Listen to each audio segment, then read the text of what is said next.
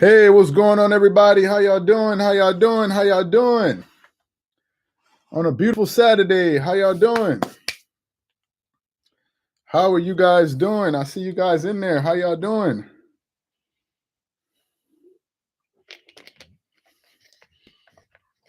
That's good. That's good. Let's wait for everybody to get in here, and then we'll get it started. I got a good live for you today. How y'all doing? How y'all doing? Let's wait for everybody to get on in here, and then we'll get it started. Welcome in, welcome in, welcome in, welcome in. How y'all doing? Welcome in, welcome in.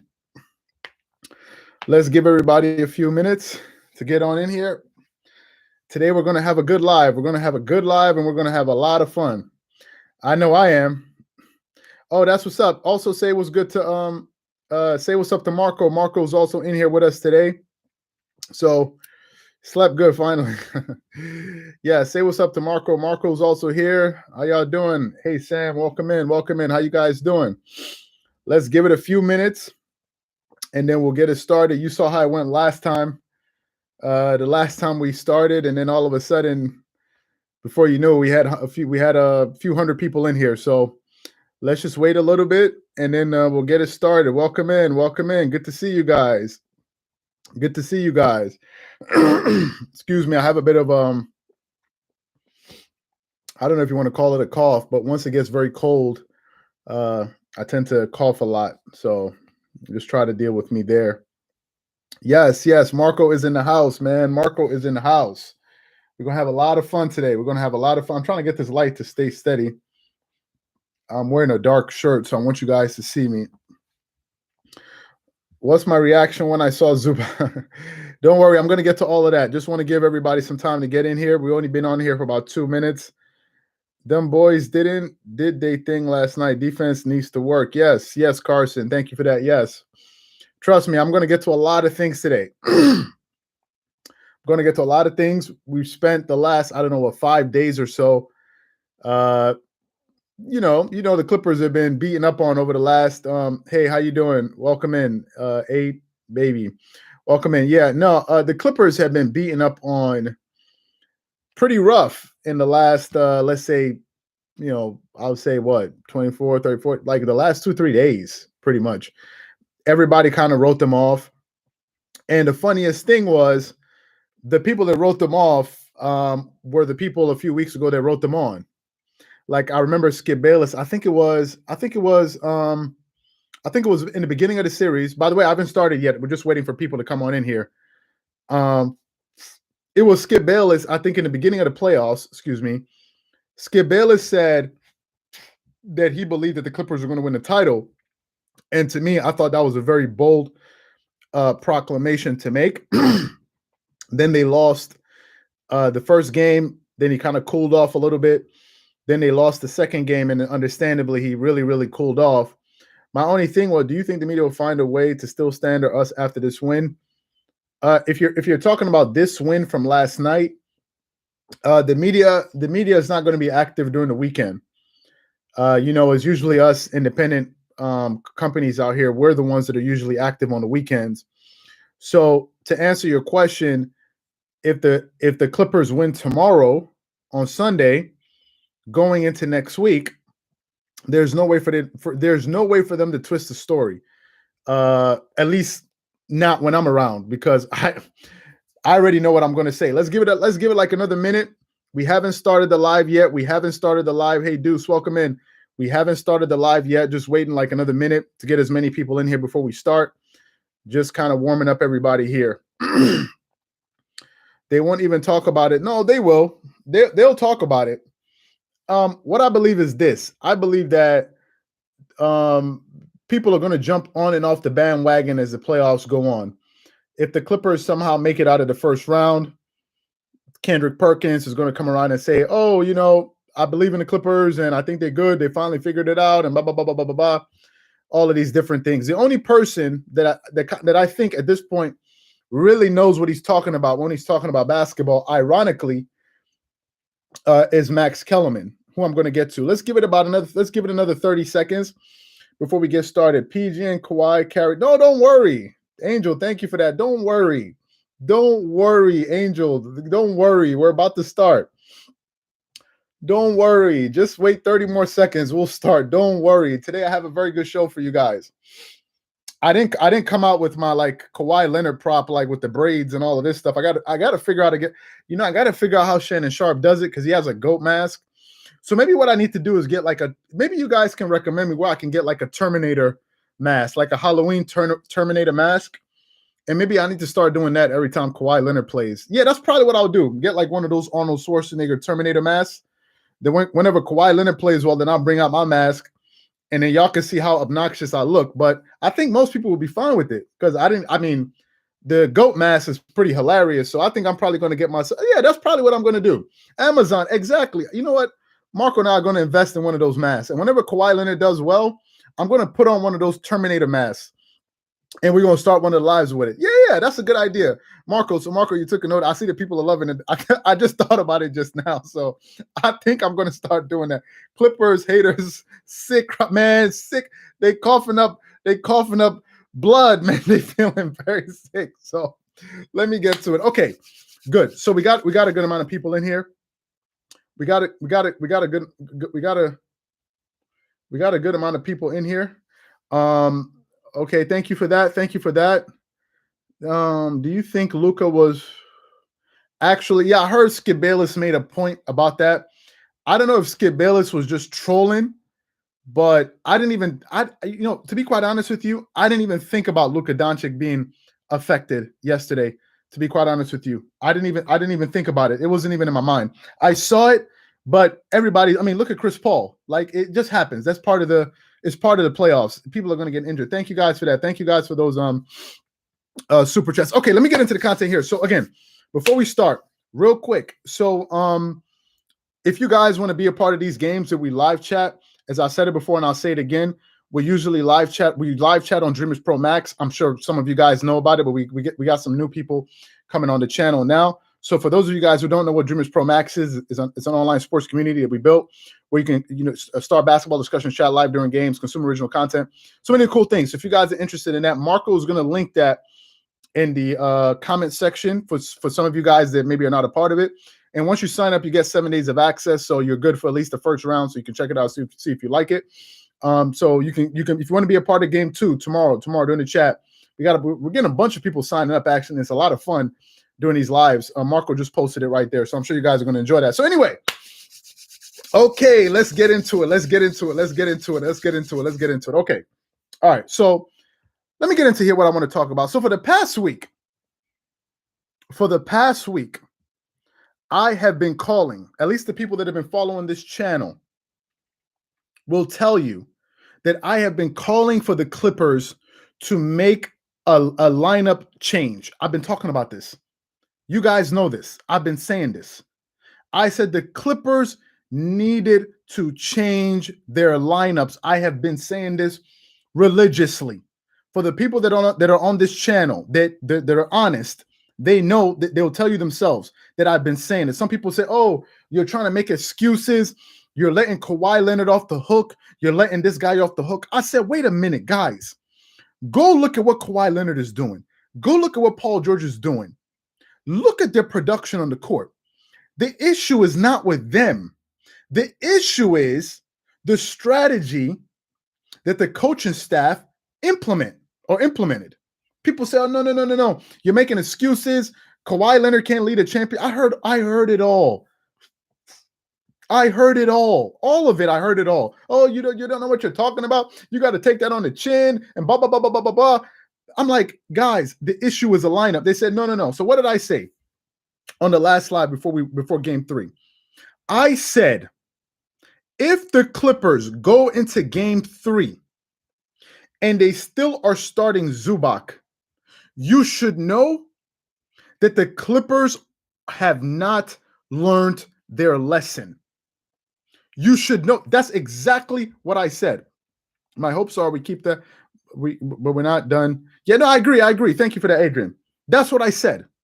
This is what I said. The only person in the media that's even noticed any of this is Max Kellerman. But no one has been talking about the problems the Clippers have been having because of their philosophy to switch.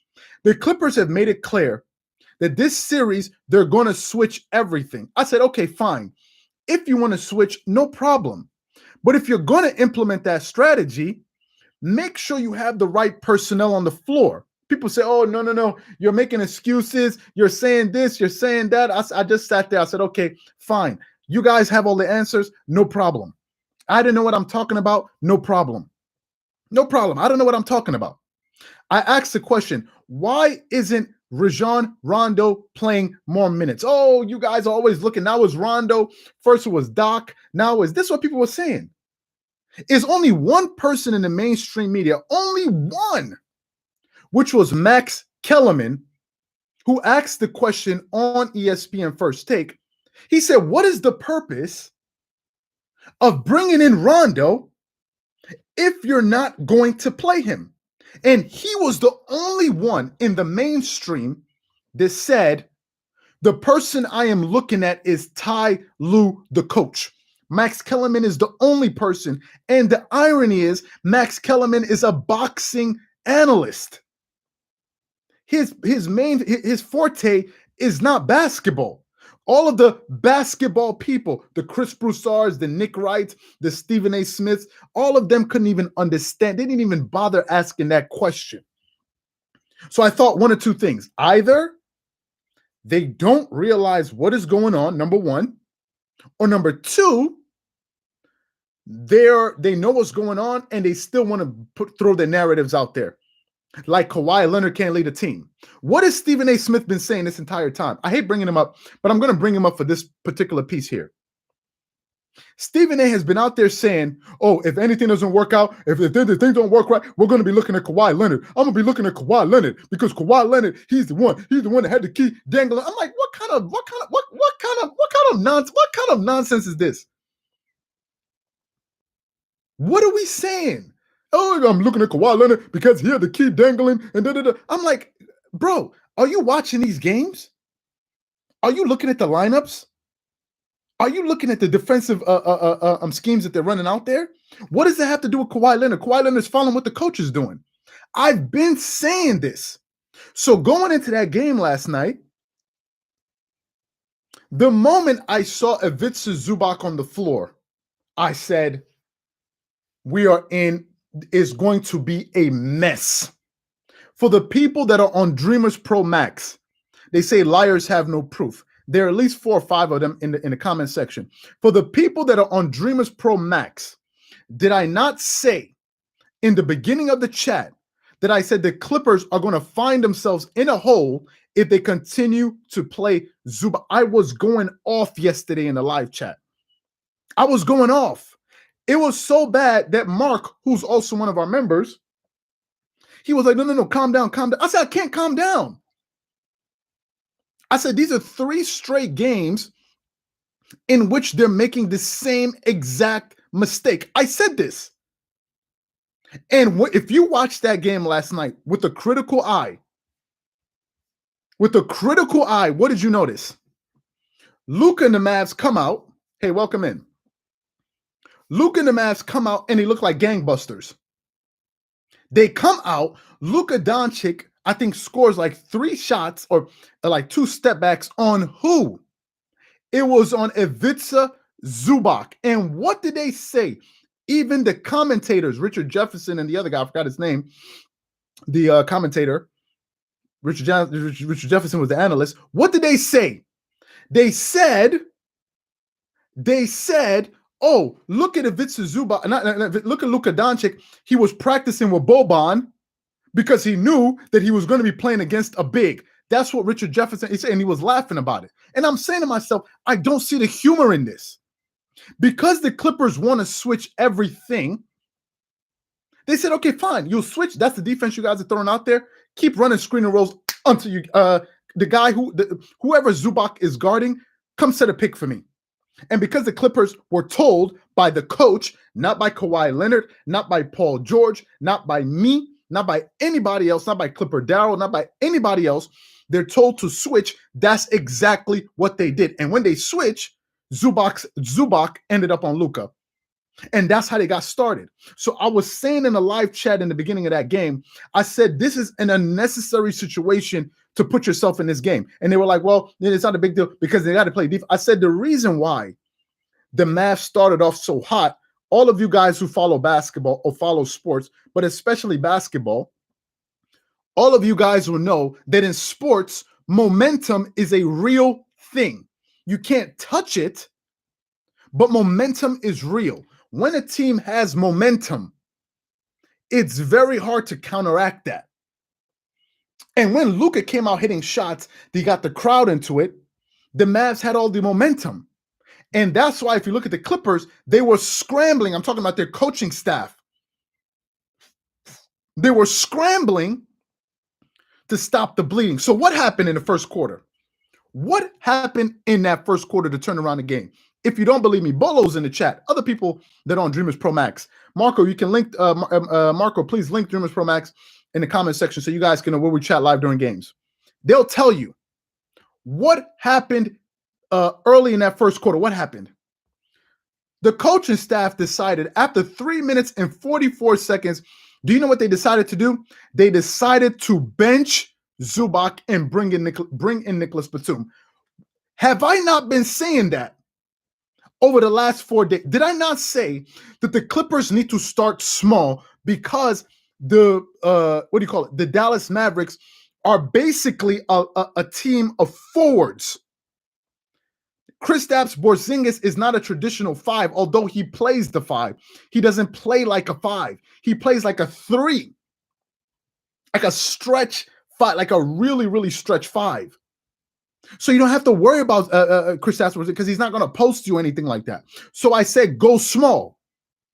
And that's exactly what they did. They brought in Nicholas Batum, and I said it in the live chat. If I have the screenshot, maybe I still have the screenshot here of me saying it. If Marco hasn't removed it. Okay, Marco still has it. These are the live chats. Okay, I said it. I said if the Clippers keep this small ball lineup, they're going to be able to play better defense. Some people talk about, oh, the Clippers need to play better defense. The Clippers may need to play better defense. Why do you think the Clippers defense sucks so much? It's a very simple reason. Because Luka Doncic is the primary ball handler for the Mavs, the minute he gets that switch on Zubac or on Patrick Beverley, what happens? The minute he either blows by Zubac or he creates a double team, you now leave one man open. Did y'all realize? Did y'all remember when they were saying a lot of these 3-point shots the Mavs were getting? No defender was within 6 feet of them. Why do you think that is? Because the Clippers were constantly scrambling on defense because they always had to help the man that was guarding Luka. They always had to. But when they brought in Nicholas Batum and they brought in Terrence Mann, did I not say that they should play Terrence Mann? Did we not do a video where Ty Lue admitted that he needed to play Terrence Mann more? Did we not do that?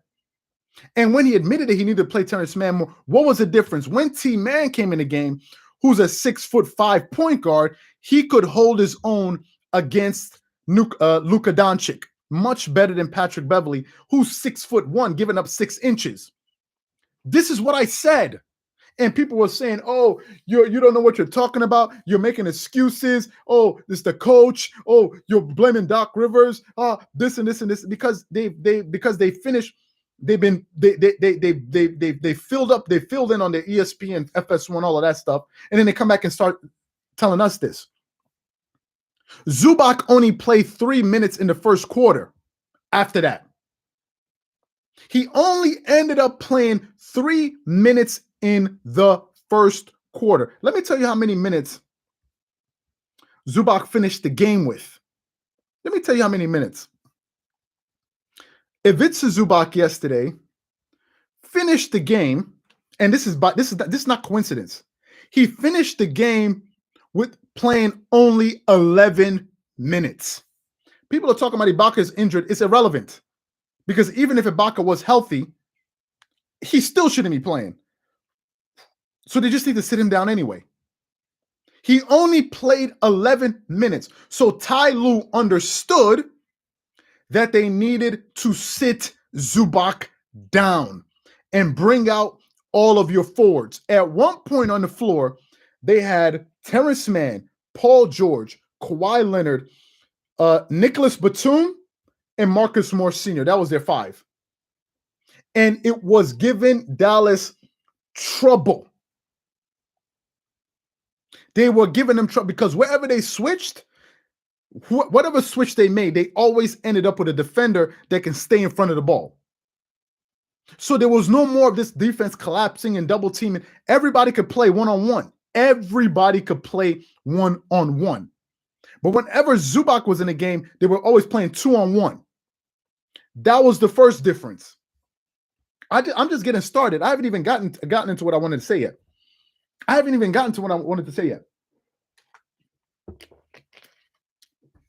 Let me talk about Rajon Rondo. Rajon Rondo played 29 minutes yesterday. 29. Do y'all think that was a coincidence? Good things happen for the Clippers when Rondo plays. Good things happen. It's not like, oh, they call him playoff Rondo because it's something one dude said in the hallway in one arena, and then, oh, it just stuck. Rondo is a very good playoff performer. He's a very good playoff performer, and thank God he played. How many minutes did he play yesterday? Rajon Rondo played 29, 30 minutes. That was another adjustment that needed to be made. It makes no sense for you to go get Rondo and then leave him on the bench. Makes no sense. So that was another adjustment. I'm saying all of this to say this. The Clippers lost those first 2 games, not because of Kawhi Leonard, not because of Rajon Rondo, not because of Paul George. They lost because of a bad strategy, which is what I've been saying. Some people say, oh, you want to make excuses. Oh, you want to make excuses. Why are you making excuses? Why can't you just say what I want you to say? Say what I believe. Say what they're saying. Why are you saying that? Why are you saying something different? Why? Why do you have to be different from them? I don't understand it. What are we missing? And people are talking about, oh, the Clippers, their defense got better. Like as if it's magic. Yeah. They got better. I was listening to the post-game comments, interviews with the players, and they were like, yeah, the reporters, so we noticed your defense got better. Your defense got better. And you know what the Clippers players were saying? Yeah, defense got better. They're not going to come out and use their own mouth and say, the reason our defense got better is because we went small and we were able to switch everything. That's what happened. That's the only thing that happened differently. Nothing, there's no new thing that happened in the game. And I said to myself, I wonder, would Dallas be able to keep making threes at this rate when they have skilled defenders running at them instead of a scrambling defense? I wonder. Another question I was asking myself is, are the Dallas Mavericks a front-running team? Meaning, are they only good at playing good when they're ahead? What happens when they get behind in a game? This is what I was saying in Dreamerspro Max. I said, what happens when they go down in a game? Let me see how they play from behind. Let's see what you got. Because the Clippers were down almost 20 points in the first quarter. So for the people that like to throw out that narrative, oh, they're chokers, they're mental chokers, where y'all at? That was a prime example for them to choke. They didn't choke to me. It looked like the team that had the 20-point lead, they choked. Where y'all at? Where's all of this? I haven't even started, guys. We're only 24 minutes in. I got a good show for you. You don't want to miss this one. Thank you to all the 500 plus people in here. We appreciate that. I know a lot of you are new people to the channel. We appreciate you guys showing up to the channel to being part of this live. You don't want to miss the rest of this live because I got a lot more stuff I want to cover. Thank you so much for that. I haven't even gotten to the crux of my argument yet. So anyway, let me continue. So those are my first points. Now, some people have been saying that the reason the Clippers won't do well these playoffs or are not doing well these playoffs are for 2 reasons. It's because of Paul George and Kawhi Leonard. Let me start off by talking about Paul George. This is going to piss off a lot of people. Let me talk about Paul George for a second. Paul George, for anybody out there, any one of you that want to call Paul George this P, pandemic P, blah, blah, blah, it's the lamest thing you can do. We're not going to sit here and let you slander Paul George's name. It's not going to happen. Number one, Paul George is a hell of a player. Number one, he is a hell of a player. He is a great basketball player. It doesn't matter what Shannon Sharp says. It doesn't matter what any of you guys that want to make fun of this guy and call him out his name. Any one of you guys that want to make fun of Paul George. This is not the channel where we're going to be a part of it. Because Paul George has been playing fantastically well. And I'm going to go as far as to say as far as to say this. Paul George is one of the reasons the Clippers are doing better now. Because of Paul George. I don't want to hear anything about Paul George's pandemic. I don't want to hear it. I don't want to hear it. The Devin Bookers, all of these guys that were talking about Paul, he playing better than all of them. He was giving them buckets yesterday, Paul George. He was giving them buckets. People want to talk about, oh, they can't stop Luka. Who's stopping Paul George? I haven't even got to my man yet. I have not even got to my man, because when I start with Kawhi, so let me talk about Paul George. I want to address this once and for all. People are calling him, oh, Paul George, pandemic P. He doesn't show up. He did it. Paul George has been silencing his haters. I think a lot of people need to be quiet when they talk about Paul George because you're all wrong. I'm defending Paul George. I guarantee you will never see any media member on a major platform say the things that I'm saying about Paul George. You will never see it. You will never see it. You will never see it. People talk about, oh, we want to give you your flowers. I'm giving it to you. I'm not just one of those people that run around talking all the big talk. I'm going to give him let me give you guys Paul George's numbers. Let me give you guys Paul George's numbers. Paul George last year in the playoffs, because the whole thing of pandemic P came up in the playoffs, right? That's why, and it wasn't in the regular season. Nobody was calling him pandemic P. Well, how can you call him pandemic P when the regular season wasn't happening? So it was because of the playoffs. So let's talk about Paul George's numbers in the playoffs last year, and let's talk about his numbers this year.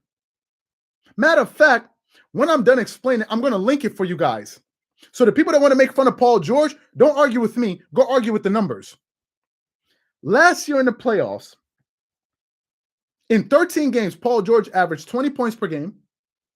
He shot 40% from the field, 33% from three, 91% from the free throw line, got you 6.1 rebounds, 3.8 assists, 1.5 steals. And he hit the side of the backboard. Y'all remember that? Pandemic P. Y'all remember that? Cool. Let me give you guys Paul George's numbers this playoffs. The same Paul George that a lot of people want to, oh, Paul George, pandemic P, is the same Paul George. This season in the playoffs, first of all, Paul George is playing better in the playoffs than he did in the regular season. So number one, Paul George has stepped up his game in a major way. Number one. He is putting up Oklahoma City numbers when he won when he was top 3 in MVP and Defensive Player of the Year. Paul George in the playoffs this year is averaging 26.7 points. He's shooting 53% from the field. That is almost 14 percentage points higher than he did last year. He's shooting 23% from the three, which will go up. He's 100% from the free throw line. He's getting you 8 rebounds, 5 assists, and 1 steal per game. That's Paul George. That's Paul George. So the dude that they was clowning is having the last laugh. Paul George is playing well. I'm sorry. What did he have last night? Paul George scored 29 points. He got you 1 steal, 4 assists, 7 rebounds, 100% from the free throw line. He shot 61% from the field and 33% from the three. So help me understand. How can you be way off P and do that? So I'm not accepting any more Paul George slander. If you want to do it, there are a lot of immature YouTube channels out there, immature basketball content creators that you guys can go and watch. They love to label people. That's their life. Paul George has played well. Now let me get to Kawhi Leonard. I think it was like 2-3 days ago. We were doing a live. No, Rondo is not the key to the win. No. Rondo is not the key to the win. Strategy was the key to the win. Let's not be casual about this. Strategy is the key to the win. So, let's talk about Kawhi Leonard. I think it was 2 or 3 days ago. We did a live.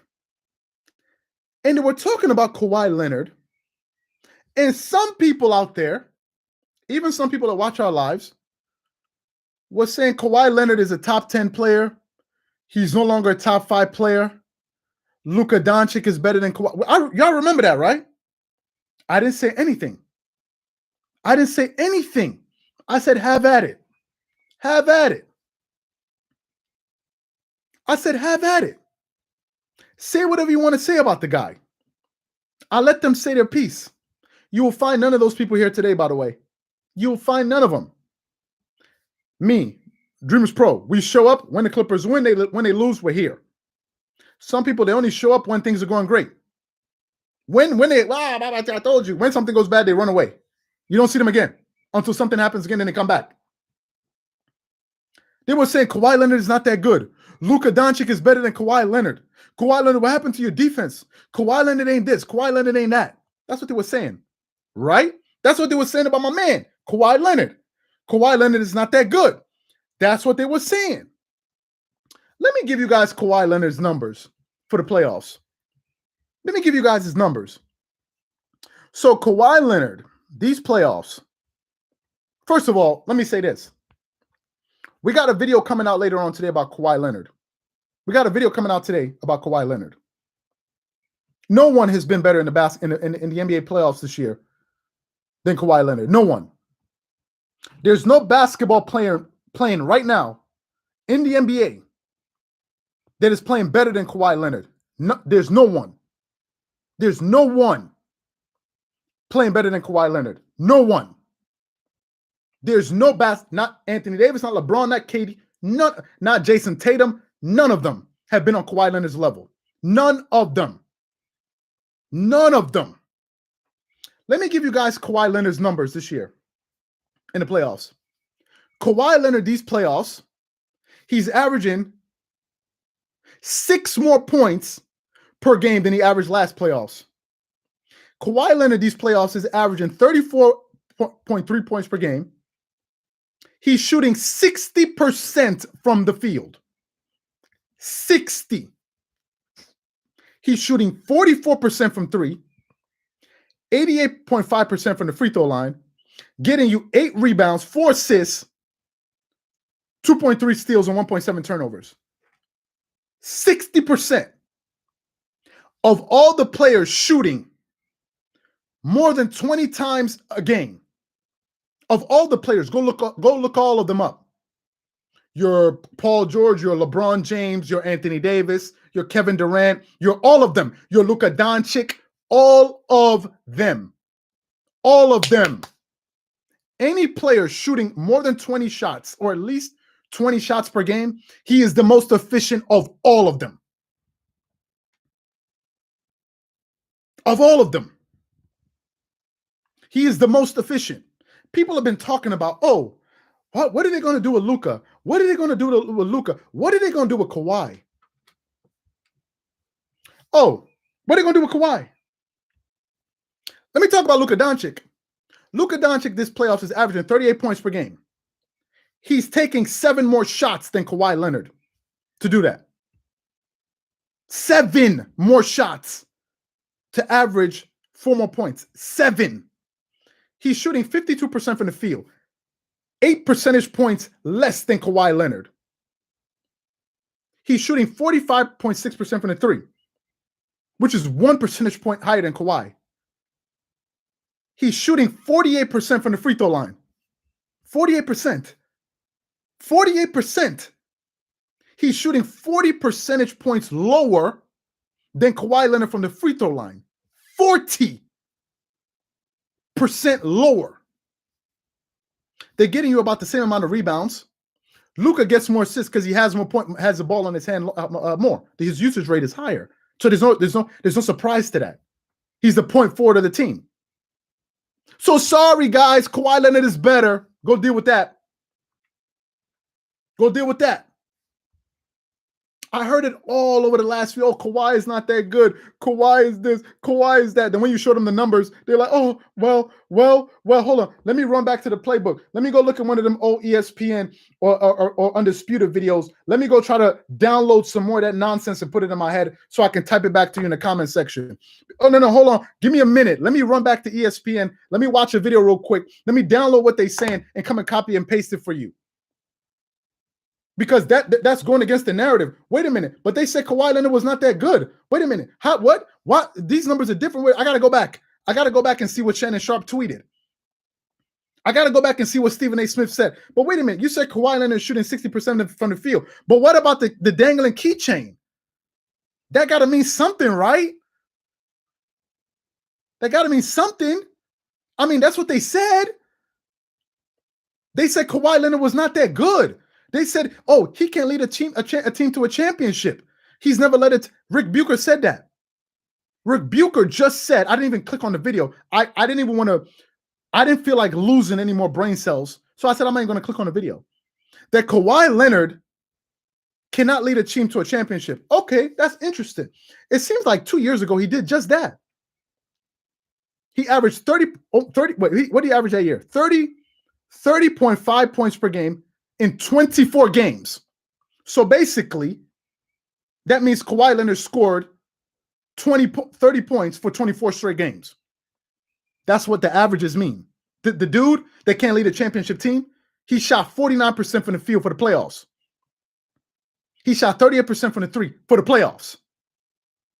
He shot 88% from the floor in the playoffs, got you 9.1 rebounds, 3.9 assists, 1.7 steals, led the playoffs in points, rebounds, and steals, and he can't lead a team to a championship?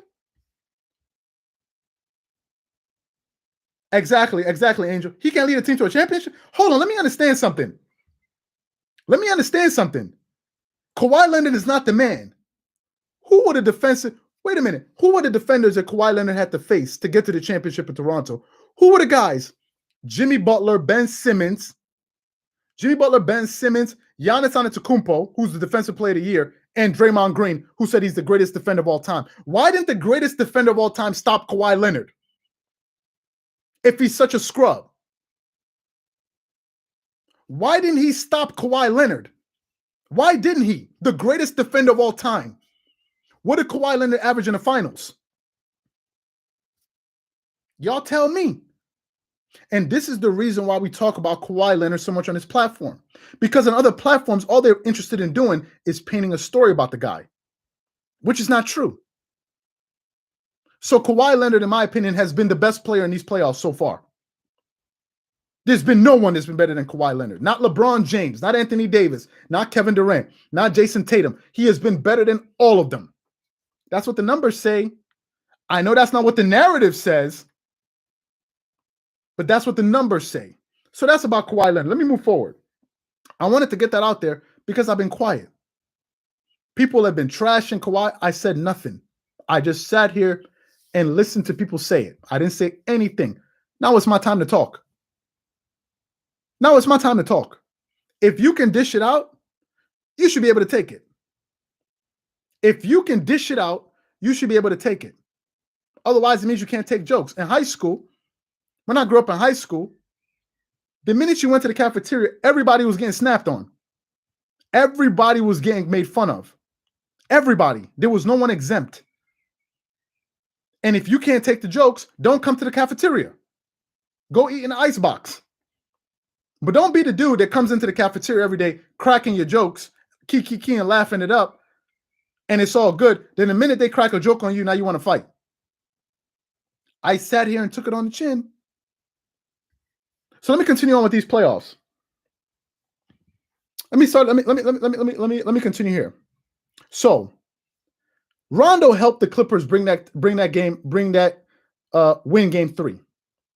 But more important than Rondo, I think their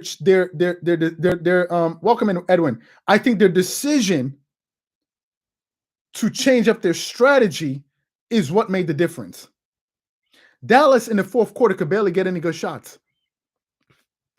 They could barely get any good shots. Some people are asking, why is it that Marcus Morris Sr.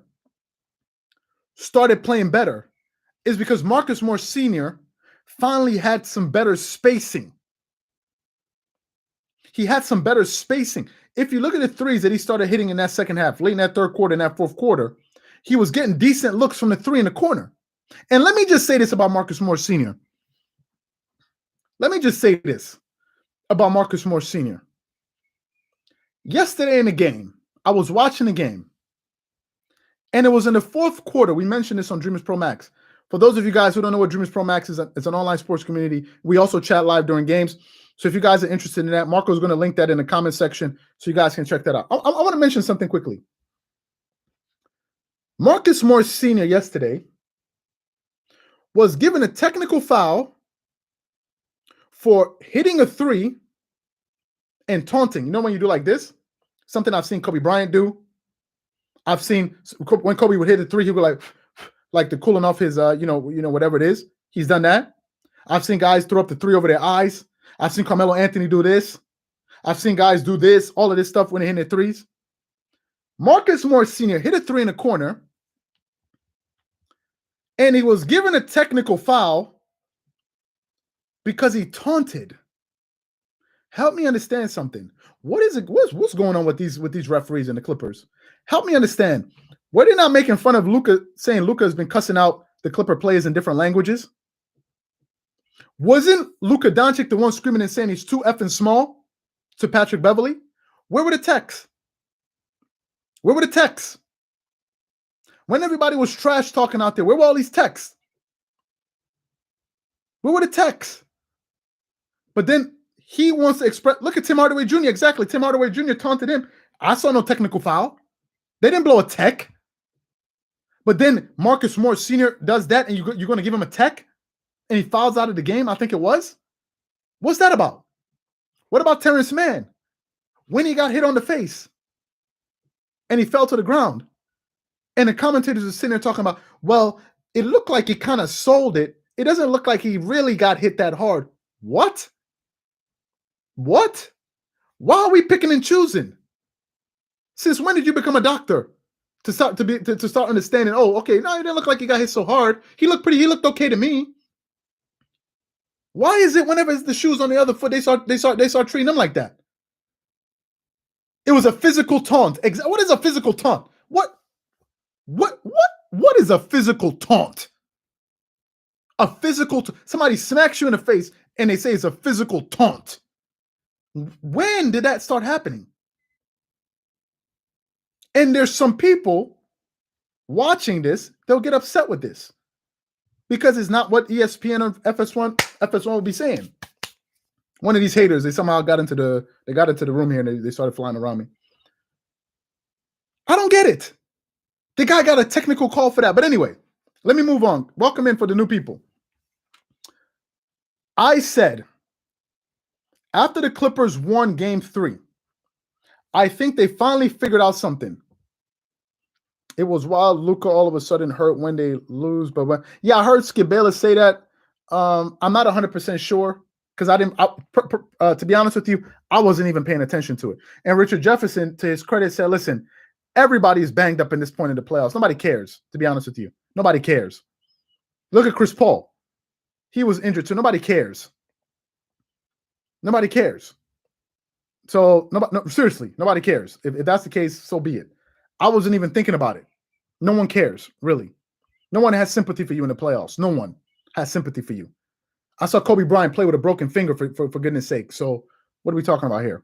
But anyway, I said that if the Clippers win game 3, I said that what happens now is this. By them winning game 3, All of the pressure now shifts over to the Dallas Mavericks. All of it. You know why? Because the Clippers are playing with house money. They already beat them once. Nobody expects them to win again. So now Dallas has to take advantage of home court and win game 4. Because if they don't win game 4, let me see that. Yes, it's beautiful. Yes. Thank you all for being a part of this live. If they don't win game 4, I'm talking about the Dallas Mavericks now. The Clippers are going to come back and beat them 4 straight. I said it here first. If the Dallas Mavericks do not come back and beat the Clippers in game 4, and the Clippers beat them again, all of their confidence will be gone. All of those step back threes, those long threes, you saw them hitting. That's what you call front running. They were front running. In the second half, when they were trying to get back in the game, how many of those long threes did you see? I saw Luka take a few stupid threes from all. I'm like, this is not a good shot. I don't care who you are. It's not a good shot. Get closer to the basket. Raise your percentage a little bit.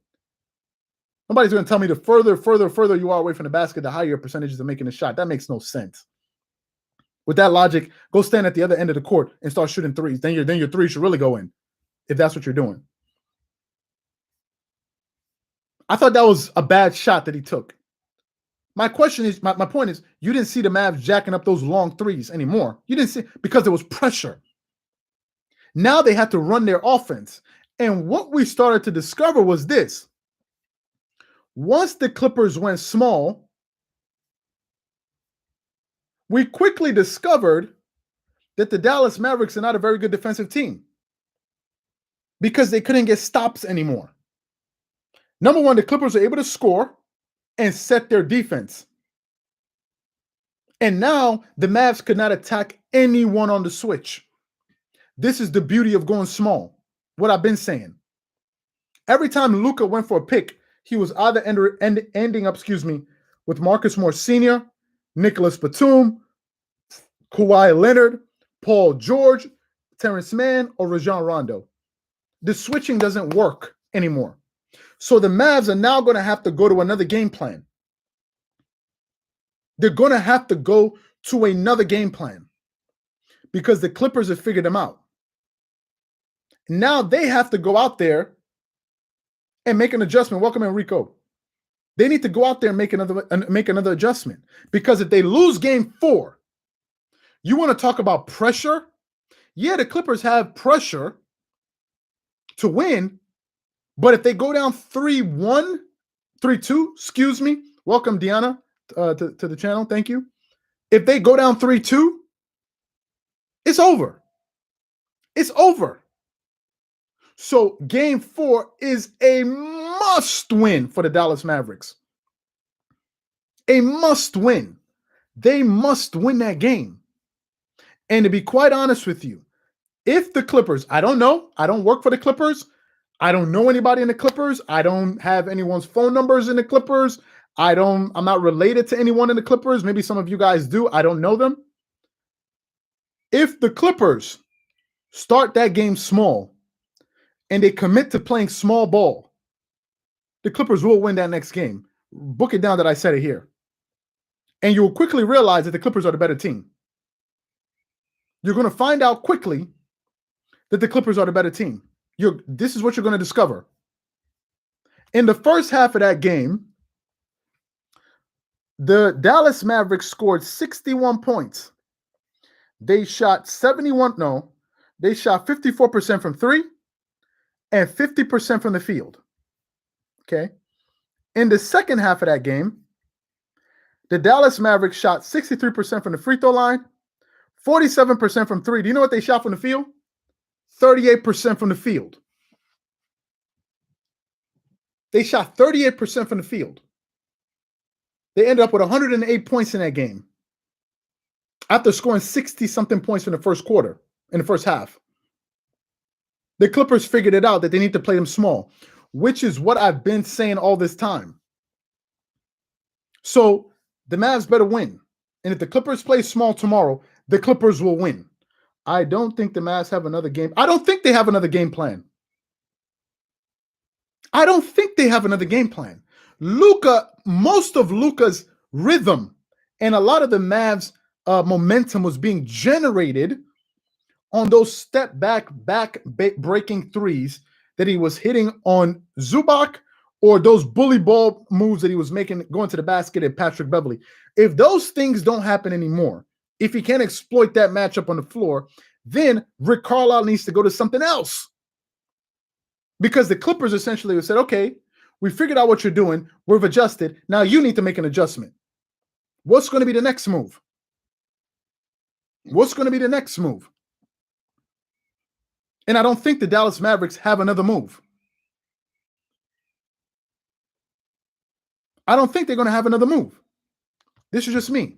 If they continue to play small, this is just my opinion. So the Mavs better win game 4. If the Clippers lose, they're still going back home. They're teams that will come back from 3-1 deficit. Hell, the Nuggets just did it last year. Right? If Kawhi Leonard and these guys win game 2, all of the pressure is back on the mat. And just you watch what the people on TV are going to say. Let me see. What I was waiting for is to see how are the Mavs going to play when they're behind. Because anybody can look good when they're leading. How are they going to play when they're coming from behind? And that's what we finally got a chance to see. Because their three-point percentage went down and their field goals percentage went down. They stopped making a lot of those crazy threes. Now the pressure's there. Let's see you keep making those shots. So that's my opinion. One last thing I want to touch on. Tori, so you believe if Dallas lose game 4, they're done? Yes. I believe if the Dallas Mavericks lose game 4, the Clippers will beat them in 6. That's exactly what I believe. That is exactly what I believe. Some people say, oh, that's impossible. Kawhi Leonard just did it 2 years ago. And he was playing against a better team in the Milwaukee Bucks. He was playing against a better team in the Milwaukee Bucks. This is just my personal opinion. Go look at the game yesterday night. Luka Doncic was howling, shouting, but look at who he was scoring over. He was scoring over Zubac. But when you switch that up now as Marcus Morris Sr., he can move his feet. People are talking about the Clippers' defense got better. How do you think it got better? They put out better personnel that's more suited to deal with the team that they were guarding. It's a bunch of forwards against forwards or shooting guards and small forwards. That's what the whole game was. That was the game. Zubac only played 3 minutes in the first quarter. They were down like 20-something points. How do you think they came back? Was it by chance? It's not magic. So this is my opinion. Let me say this last thing before we close. I wanted to talk about I wanted to talk about the Brooklyn Nets and the Boston Celtics real quick. So I saw that the Brooklyn Nets lost yesterday, and they lost to the Boston Celtics because Jason Tatum went off for 50 points. I think he was the third youngest player in NBA history to have a 50-point game in the playoffs. Kudos to him. Kudos to him. Some people have been saying that, oh, I told you. Listen, although the Boston Celtics were able to win game 3, I still believe that the Brooklyn Nets are the better team. I still think the Brooklyn Nets are going to be able to beat them. And I still think we should expect to see the Brooklyn Nets and the Milwaukee Bucks in round 2. That's what I expect to see. The Celtics got a good win. They're not going to get swept, but I don't expect them to go back and beat the Nets. Let me see from Isaiah. This is why I say Ty Lue isn't good. He isn't good. He waited to. I don't even want to get into that. Yesterday, people that were on Dreamerspro Max heard me saying it. That was a fireable offense. It took you 2 games to understand that you needed to go small. 2 games? 2? What was I saying after game 1? It took you 2 games to understand that. If the Clippers is okay, let me ask you guys this final question.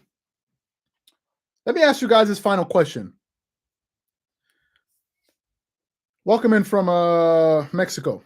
Let me ask you guys this final question. If the Clippers started this series playing small, they played Rondo more, limited Zubac's minute, basically played the same lineup that they played last night. Do y'all think the Clippers would have been down 0-2? Or do you think the Clippers would have been up at least 2-1? What do you think? Honestly, what do you think? Do you think if the Clippers started off with a small ball lineup to begin this series, welcoming from Germany, do you think that the Clippers would be down 0-2? Hell no. There's no way. There's no way. Go back and look at this. Go back and look at how these guys were getting. They were getting most of their shots on mismatches. It would be at least 2-1. Exactly. I think 2-1 is more probable. Not 3-0. 2-1. That's just me. So those are my thoughts and opinions, guys. Again, I noticed he definitely gave KP those clamps. Yes, because the Clippers were now finally able to move on the defensive side. Their defenders were faster. They had more length and quickness. So they can move. They can keep up with the Dallas. Dallas plays a bunch of forwards. Go look at their lineup. It's just a bunch of forwards and guards. Their smallest player that Dallas plays is excuse me, Jalen Brunson. And he was limited to 10 minutes yesterday. He played 10 minutes. Tim Hardaway Jr., who was out there looking like Reggie Miller, he scored 3 points in the game. 3 points.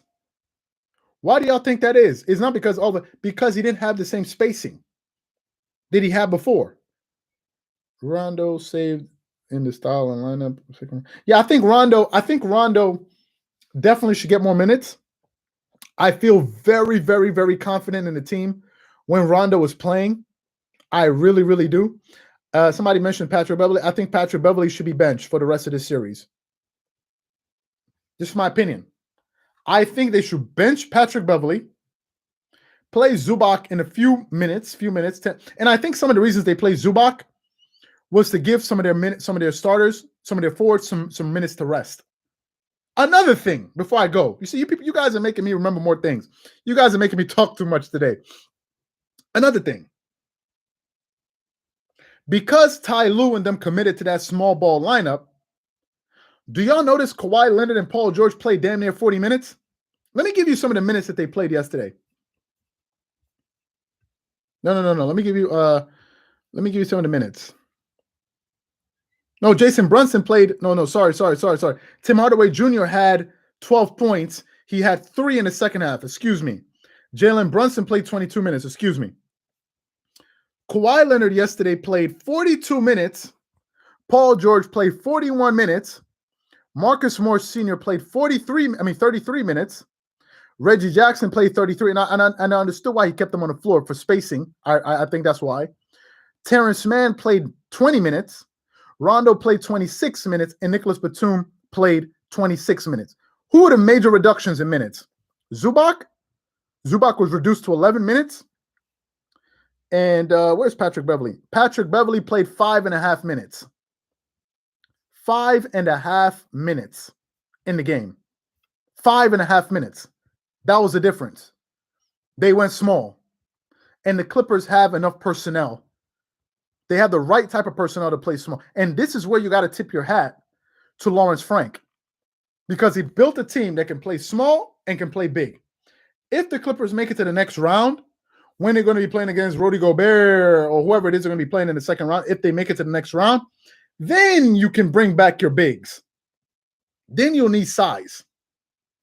But this is not the series. And you got to give Frank Vogel, the coach of the Los Angeles Lakers, you got to give him credit. Because Frank Vogel understood this from the beginning last year. Dwight Howard and JaVale McGee didn't play many minutes, I think, in that Portland series. But you better believe they played a lot of minutes in that Denver series. The Lakers were perfectly equipped to take out the Denver Nuggets because they had the right personnel. I don't think DeMarcus Cousins should even see 15 seconds on the floor unless he's helping somebody up that fell down. No way. He's not needed for this series. They did a fantastic job by playing the right players for the right teams. You've heard all of these guys say it. Matchups make series. Exactly. So when they ended up playing against the Dallas Mavericks, the Denver Nuggets, who did they play a lot of? Dwight Howard, 3-time Defensive Player of the Year, JaVale McGee, and Anthony Davis. Nikola Jokic was smothered with the Lakers' size. They were smothered. So they implemented the right strategy. And to that instant, maybe Frank Vogel is a sharper coach. I don't know. Because he's just making the common sense decisions out there. Right now, they're playing a lot of Andre Drummond because they are overwhelming DeAndre Ayton and these guys with size. They're overwhelming them. They're overwhelming them with size. So everything they're getting is going to the basket. I search for Ibaka. Is Serge? Oh, Serge Ibaka. I think Serge will be fine in the second round. I don't think he's going to be needed to be play this season. They're overwhelming them with their size in the paint. They can't. They just keep throwing because you got to think about it. The Lakers have DeAndre Drummond, or I think Andre Drummond, one of them. I think it's Andre Drummond, Drummond. They got what's his name? Anthony Davis. You got LeBron James, who I'm sure if you guys are playing basketball and you're on a break, and if LeBron James runs into you, you're going straight to the ground. That amount of speed with that type of weight, his size, his weight, and the amount of inertia that he has in his, if he hits you, he's clearing you out of the way. LeBron is 6'9", and you're trying to keep that guy out of the paint. The Lakers have too much size, and they're going to their strength. They're going to their strength, and they're very good at closing out the shooters. I've been watching some of their games. But if they move to the next series, they'll probably play a different size. They'll probably play a different brand of basketball. The Clippers are equipped to play the Lakers no matter what strategy they choose to implement. The Clippers can go big. They can go big. If they bring out Marc Gasol, Anthony Davis, whatever it is, you can bring out Serge Ibaka, Vincent Zubac, and DeMarcus Cousins. We can go big. We can go small.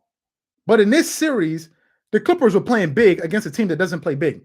Because Kristaps Porzingis is 7'3", he's not a back to the basket type of player.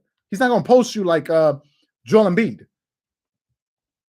And that's why the Lakers are going to move on in that series, because they're just playing the right personnel. And they have a very smart basketball player in LeBron James that knows what the hell he's doing out there. Maybe he's a more vocal guy. Coach, we need to do this. Coach, this is not working. And probably Kawhi Leonard is not that person, but Rondo is. Rondo looks like he's not biting his tongue for anyone, because Rondo's probably like, I'll be damned if I'm going to have this attached to my resume. He was like, I'll be damned if I'm going to have this attached to my resume. So Rondo's speaking up. Good for them. Good for them. So those are my thoughts and opinions on everything, guys. I think we've answered. I think we've kind of addressed everything. So my final thoughts for Game 4 are this. If the Clippers go small, they will win. That's my opinion. If you see them with Zubac and they start bringing out these funky lineups, then they're going to get back into that nonsense that they found themselves in. That's my first thought. So this is my prediction. I think the Clippers will win Game 4 if they go small, if they play with that same level of intensity and urgency on the defensive side of the floor. They will have a shot. That's my opinion. That's my opinion. That's as far as I'm willing to go, which is Game 4. So that's what I think. Real quick before we go, again, if you guys want to be a part of these live chats during these games, Marco's going to link our Dreamerspro Max platform in the comment section, so you guys can sign up and get 7 days of access. Sure, you guys are going to have a great time on there. So if you guys want to be a part of those live chats, make sure you go ahead and check out Dreamerspro Max for the people that have not seen that already. Another thing, for the new people that we have in here, I think today at one point we had 700 people. Never seen that many people in a live before.